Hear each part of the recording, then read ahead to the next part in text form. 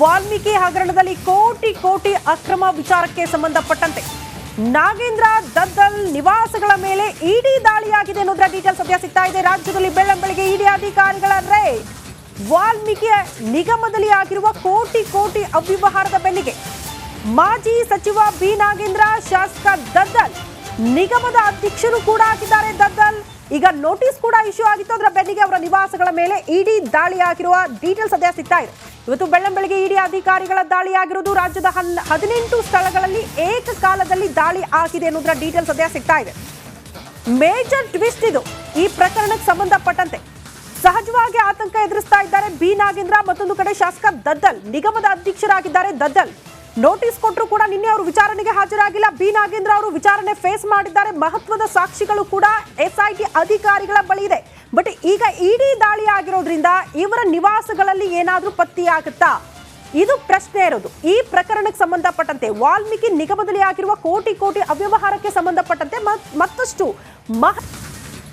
ವಾಲ್ಮೀಕಿ ಹಗರಣದಲ್ಲಿ ಕೋಟಿ ಕೋಟಿ ಅಕ್ರಮ ವಿಚಾರಕ್ಕೆ ಸಂಬಂಧಪಟ್ಟಂತೆ ನಾಗೇಂದ್ರ ದದ್ದಲ್ ನಿವಾಸಗಳ ಮೇಲೆ ಇಡಿ ದಾಳಿಯಾಗಿದೆ ಅನ್ನೋದರ ಡೀಟೇಲ್ಸ್ ಸದ್ಯ ಸಿಗ್ತಾ ಇದೆ. ರಾಜ್ಯದಲ್ಲಿ ಬೆಳ್ಳಂಬೆಳಗ್ಗೆ ಇಡಿ ಅಧಿಕಾರಿಗಳ ರೇಡ್.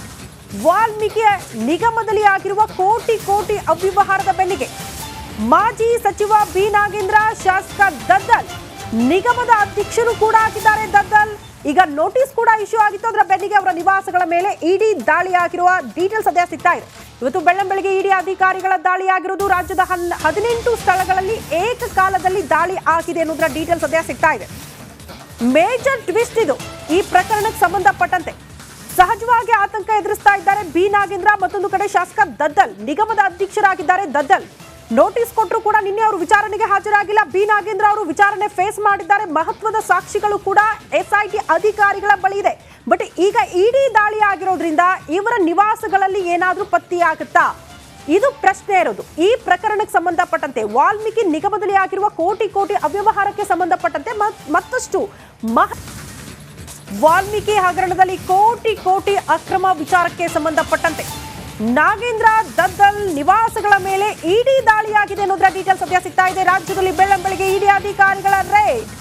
ವಾಲ್ಮೀಕಿ ನಿಗಮದಲ್ಲಿ ಆಗಿರುವ ಕೋಟಿ ಕೋಟಿ ಅವ್ಯವಹಾರದ ಬೆನ್ನಿಗೆ ಮಾಜಿ ಸಚಿವ ಬಿ ನಾಗೇಂದ್ರ, ಶಾಸಕ ದದ್ದಲ್, ನಿಗಮದ ಅಧ್ಯಕ್ಷರು ಕೂಡ ಆಗಿದ್ದಾರೆ ದದ್ದಲ್. ಈಗ ನೋಟಿಸ್ ಕೂಡ ಇಶ್ಯೂ ಆಗಿತ್ತು. ಅದರ ಬೆನ್ನಿಗೆ ಅವರ ನಿವಾಸಗಳ ಮೇಲೆ ಇಡಿ ದಾಳಿ ಆಗಿರುವ ಡೀಟೇಲ್ಸ್ ಸದ್ಯ ಸಿಗ್ತಾ ಇದೆ. ಇವತ್ತು ಬೆಳ್ಳಂಬೆಳಗ್ಗೆ ಇಡಿ ಅಧಿಕಾರಿಗಳ ದಾಳಿ ಆಗಿರುವುದು. ರಾಜ್ಯದ 18 ಸ್ಥಳಗಳಲ್ಲಿ ಏಕಕಾಲದಲ್ಲಿ ದಾಳಿ ಆಗಿದೆ ಅನ್ನೋದರ ಡೀಟೇಲ್ಸ್ ಸದ್ಯ ಸಿಗ್ತಾ ಇದೆ.